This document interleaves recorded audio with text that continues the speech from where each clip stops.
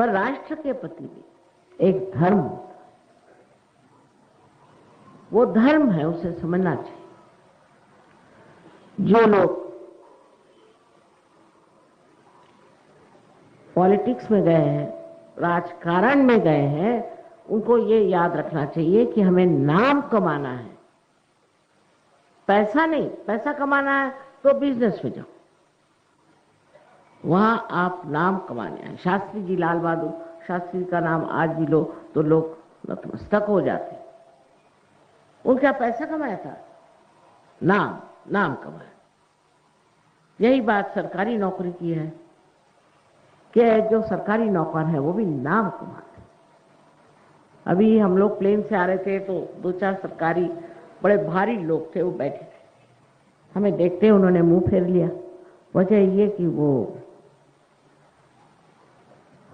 क्या होता है ये बाहरों में पहचान सकते, हाँ, हवाला। वो लोग हवाला में पकड़े गए, हवाला। और वो बेचारे इतने शर्म के मारे, बेचारों को क्या करें, हवाला में पकड़े गए। मैं मानती हूँ कि सरकारी नौकर की जिंदगी भी बहुत दुख भरी। हम तो थे, बड़ी मुश्किलों से जिंदगी कटती थी। कोई बात नहीं, आप देश का कार्य कर रहे हैं, इतनी बड़ी बात है। और इतना ही नहीं, आप देश को सुधार रहे हैं, देश की मदद कर रहे हैं। इससे बढ़ के और क्या आप कर सकते हैं? और कौन सी ऐसी बड़ी भारी आप पदवी पा सकते हैं कि आप देशभक्त हैं? देशभक्ति की जिसने पदवी पाली वो आधा तो स्वर्ग में चला गया, समझ लो। और जिसमें देशभक्ति है ही नहीं, उसे बात करना भी व्यर्थ है। धर्म की, आध्यात्म की, देशभक्ति के बगैर कुछ नहीं हो सकता।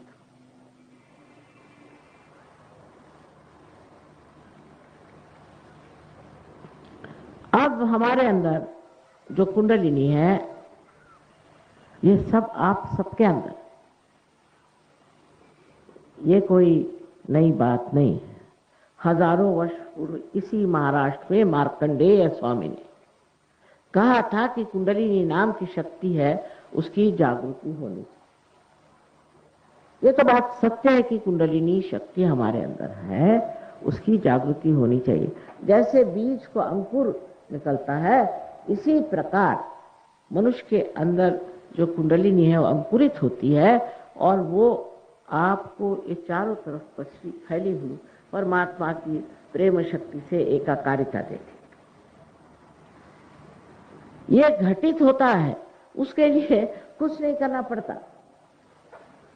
कुंडलिनी आपकी अपनी माँ, अपनी अलग से अपनी वैयक्तिक इंडिविजुअल माँ है। वो आपको फिर से जन्म देने के लिए लालायित, आपके बारे में सब कुछ जानती है और अत्यंत प्रेम से चाहती कि आप इस दूसरे जन्म को प्राप्त हो। अब सब धर्मों में लिखा है कि आपका दूसरा जन्म होना चाहिए। ऐसा कौन सा धर्म है जिसमें नहीं लिखा?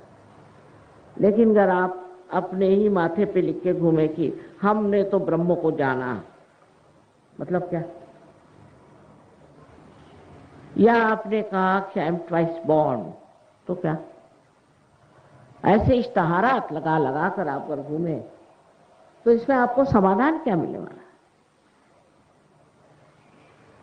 सो ये कुंडलिनी का जागरण जब होता है तो ये 6 चक्रों में से गुजरती है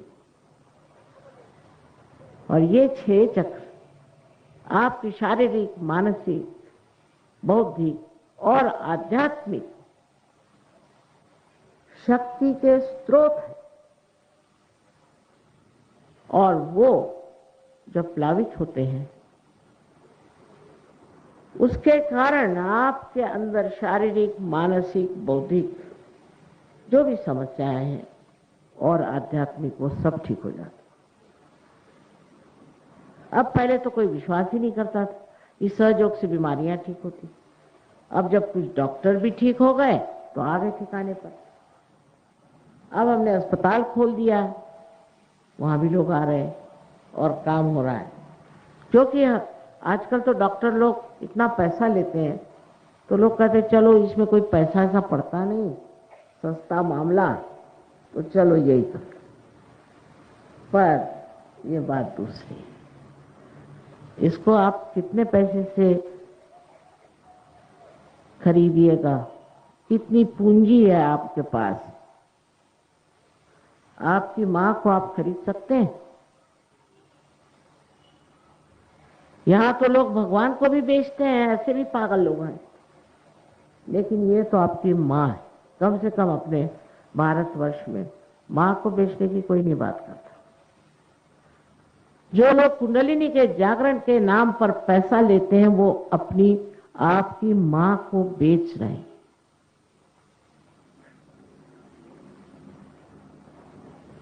इसको आप क्या पैसा देंगे?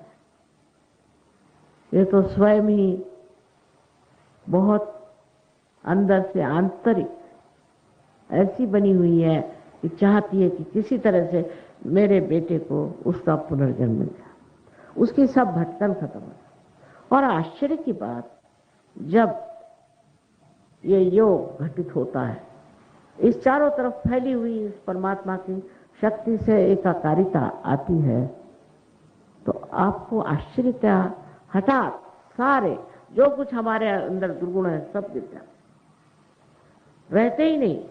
जैसे कोई कमल का फूल खिल गया और उसने सारे सरोवर को सुरभित कर दिया।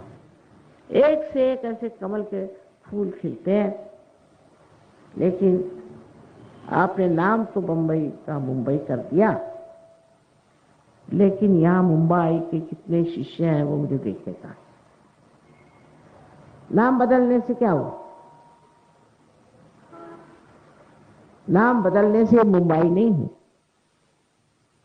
ये जो मुंबई है यही कुंडलिनी है, और इसका जब तक आपके अंदर जागरण नहीं होगा आप बिल्कुल बेकार में मुंबई के रहने वाले।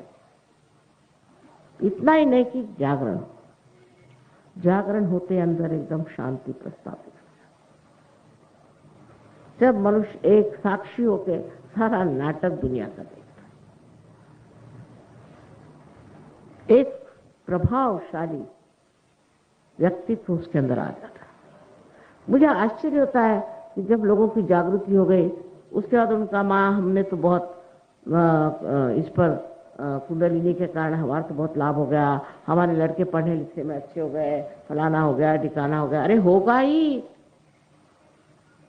क्योंकि आप परमात्मा के साम्राज्य में आ गए और परमात्मा की सारी शक्तियां आपके अंदर प्रभावित है। इतना ही नहीं है, आपको वो पूरी तरह से रक्षित रखते हैं। पूरा आपका रक्षण ये चारों तरफ फैली हुई शक्ति करती है। और अब लोग तो यहां तक कहने लग गए, जो पार हो गए, कि माँ अब हमें कोई किसी चीज की चिंता ही नहीं रही। ऐसा हमारा इंतजाम सब कर देते हैं कि समझ में नहीं आता। और ये चीजें महाराष्ट्र में सबसे अधिक होनी चाहिए, क्योंकि सारे श्रद्धा का स्थान ये महाराष्ट्र।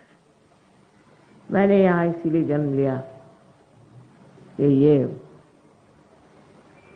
श्रद्धा का स्थान। तब वो महाराष्ट्र था, अब नहीं है, लेकिन हाँ, ये सब करने पर भी अभी भी मैं देखती हूँ कि पार हो गए, शांति मिल गई, समाधान मिल गया, तंदुरुस्ती ठीक हो गई, कैंसर ठीक हो गया, ये हो गया, वो हो गया।